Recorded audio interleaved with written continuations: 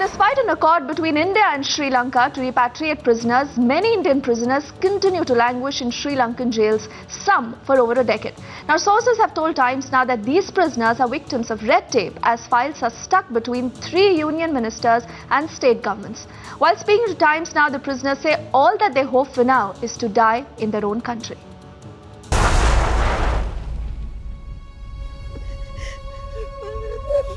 Inconsolable, with hope fast diminishing.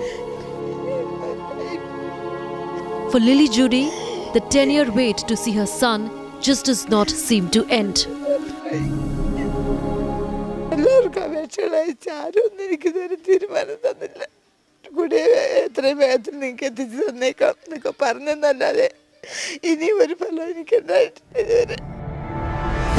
Her son, Anthony Judy, an Indian behind bars in Colombo, recounts his ordeal to Times Now.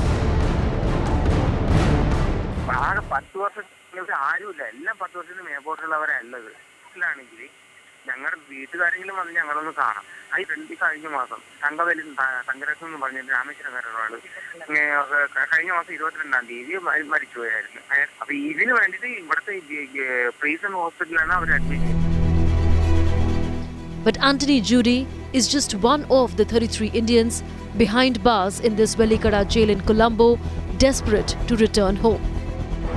Mohideen Abu Bakr is also one of the many Indians charged with drug-related crimes in Sri Lanka.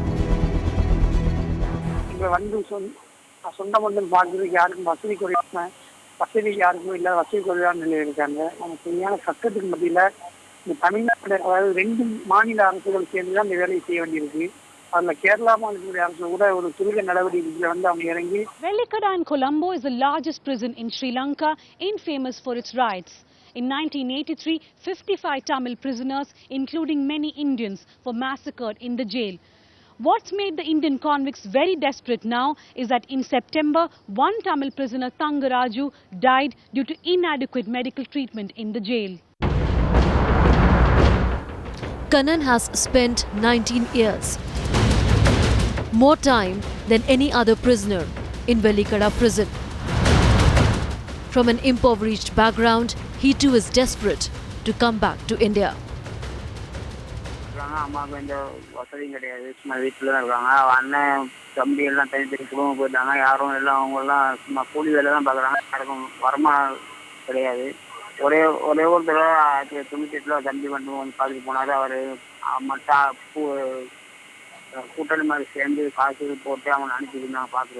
Of the 33 Indian convicts, 26 are from Tamil Nadu and the rest from Kerala.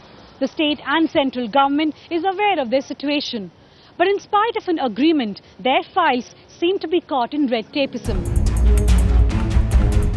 Despite an accord that was signed between India and Sri Lanka 2 years ago to repatriate Indian prisoners in Sri Lanka, there has been no concrete movement to address the woes of these Indians.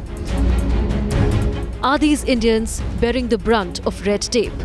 And will authorities finally step in to end their misery? With Dhanya Rajendran, Munmun Bhattacharya for Times Now.